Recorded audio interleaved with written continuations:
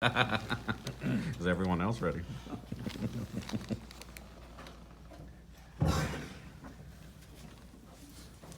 Thank you very much.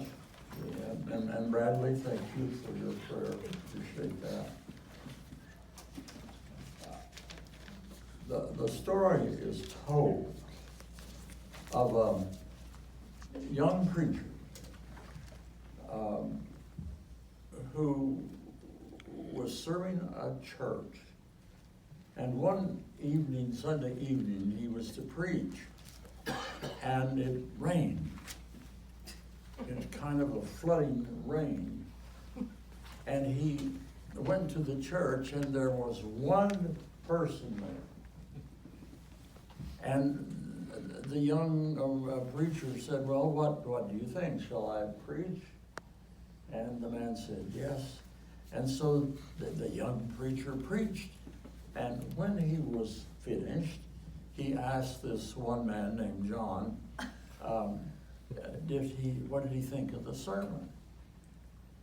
And the gentleman said, "Well, son, you know, if I was going to feed my cattle, and only half of them showed up, I wouldn't give them the whole load."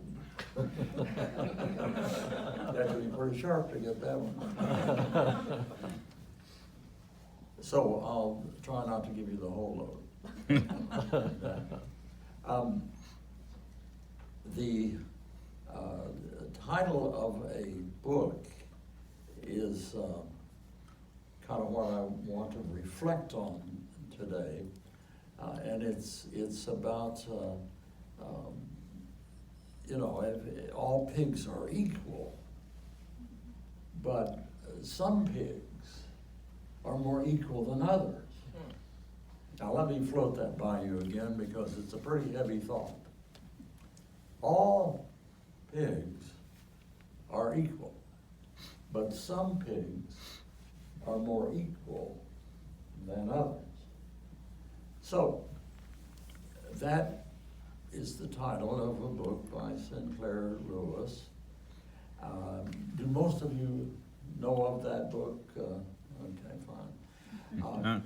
And in this book, Sinclair Lewis points out that we all are looking for equality, and we all want to be one with each other, but all pigs are equal, but some pigs are more equal than others. You see, some pigs have more standing than others. And I think it's this whole idea of a dictatorship is what the author was getting at. In fact, he wrote his book to lampoon the Soviet Union. And some say the Soviet Union is still a dictatorship. And yet, I don't want to be too hard on the Soviet Union. They might hear me. Not a good idea. But this whole idea of dictatorship is not one that we in our country can just poo-poo. Men like Bradley fought to keep us free, and yet dictatorship lurks. And so we have to begin to look at the church. Is it possible that the church can become a dictatorship? Well, the answer to that question is yes. The church can become a dictatorship. Have you ever heard of the ruling elder? Huh? John, have you ever heard of the ruling elder? The ruling elder is the one person in the church who calls all the shots. And we've even, it's hard to believe, I know, we've even had that in this congregation, years ago. None of you. Years ago. So, we have had the ruling elder. We have had the danger of a dictatorship. And so I simply want to acknowledge that the church is not exempt from that heinous way of organizing. Yeah, that's true. It is true that that's what can happen. But let me point out another dimension of the church. And this we might call the businessman's church. Or we might call it the commercial church. We might call it, well, whatever. In the scriptures we read, wherever 2 or 3 are gathered in my name, there I am amongst them. And so, from Jesus to Paul, the emphasis of the church has been on equality, has been on fairness, has been on working together. Well, let me give you an example. And this is my microphone on?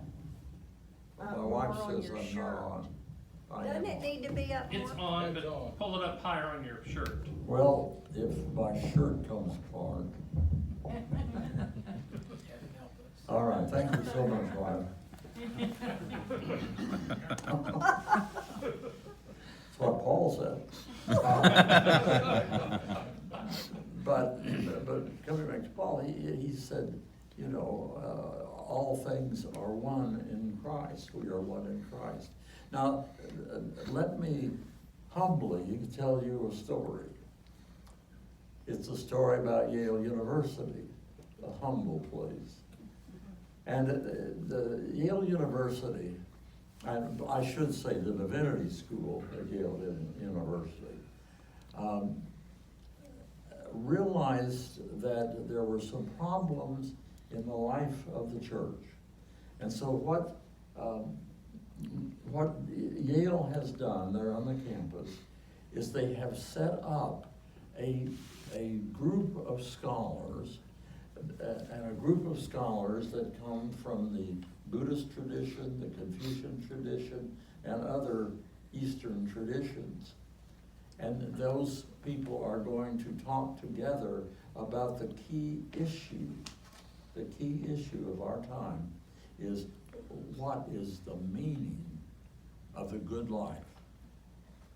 What is the meaning of the good life? And along with these Eastern scholars, there will be Christian scholars. And they will talk together. What is the meaning of the good life? I know that most of you think about that every day. What is the meaning of the good life? Don't ask me. Because we are all, in other words, they don't come together, these Buddhists and Christians and so on, come together and say, brother, are you saved? Or sister, are you saved? No, they don't. They say, what is the meaning? What is the meaning of the good life? Would the church be more relevant if we asked that question?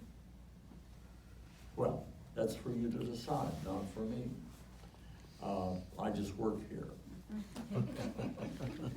More or less.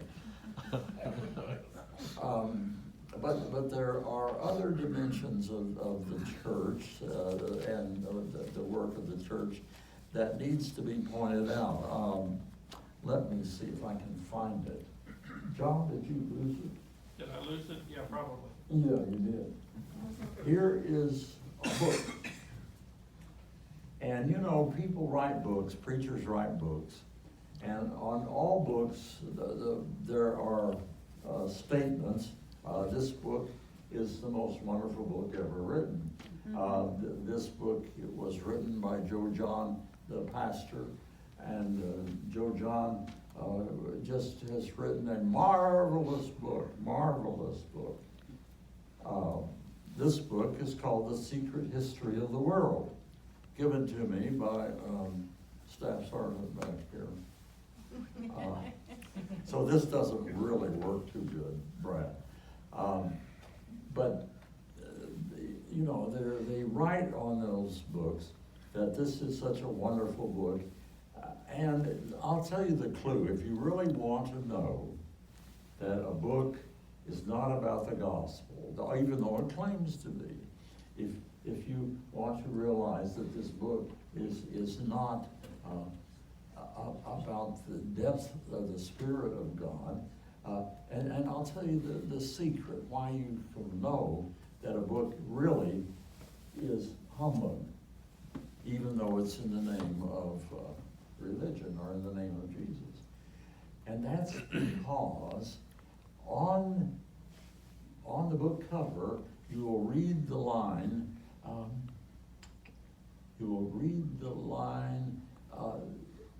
and Pastor so-and-so's church is one of the fastest growing churches in his state. Now, anytime you read about the fastest growing church, you know it's humbug. And you know it's not about the gospel. You know it's, even it's about the preacher. So there are subtle ways in which we do miss the gospel. And I suppose there are many other ways that we could cite. And although I promised not to offer you the full load, and all of you smiled and applauded, well, I won't offer you the full load. Let me move right along here. There is a book that every member of a church ought to read and discuss frequently. How many of you have heard of the book Elmer Gantry? Oh my God. We are failing. Alan's heard of it. Seen the movie. So Oh. Alan saves us. Gosh, Elmer Gantry. Well, no wonder the church is in trouble. Elmer Gantry is the story about a preacher who is a real scumbag. Elmer Gantry is about a preacher who, well, is worthless. But he's successful. He's successful. A growing church. But he's a scumbag. Now, it so happened that not all that many miles from Elmer's Gantry's church, which is a growing church. If he had written a book, if he could write, if he had written a book, it would have been about the greatest preacher that ever walked the earth. Well, one day, and he had a lot of people come to his church and so on. One day, a minister from another community some miles away, a guy by the name of Pastor Pingilly. Isn't that an impressive name? Well, Reverend Pingilly was not impressive. He was just kind of just a very modest guy. he was a preacher, a Methodist preacher. I'll have to remind my cousin of that. And so he came to visit Pastor Elmer Gantry. And he said, Pastor Gantry, I would like to visit with you about the way your church has grown into such a large church, 600 members. His church at the time was about the size of ours. And so Elmer Gantry, being a humble chap, said, why, of course, Brother Pingilly, I will be just glad to share some of my secrets with you. Well, thank you, said Pingilly. And Elmer said, well, let me tell you something about why my church grows. He says, we have parties, really good parties. And they want the pastor there, and they want him to have a good time and slap each other on the back. He said, we have some great parties. And do they like that? It shows in the offering plate. Oh, says Pingilly. Then Gantry pulls Pingilly closer to him and said, let me tell you one of my best secrets. He said, do you know, and I'm sure you do, that the Sunday after Easter is a low Sunday? No one really comes to worship. It's kind of like it was raining and no one comes. But he said, Pingilly, I want to share with you one of my inspirations that God gave me. He said, I said to my congregation that on the Sunday after Easter, we are going to have it dubbed Canary Sunday. And I asked all of my people who had canaries, and if they didn't have canaries, to get canaries and bring it to church and see if we don't have more people on the Sunday after Easter than we had on Easter Sunday. And Pingilly waited, and Gantry said, well, we did have more people on the Sunday after Easter, and they had their canaries. What a Sunday. And then there was some quiet. And Pastor Pingilly looked at Pastor Gantry, and Pastor Gantry was there as if he were waiting for Pingilly to applaud. Such a great story. But Pingilly looked at Gantry and said, Pastor Gantry, why don't you believe in God? Amen. And that's the end. The end.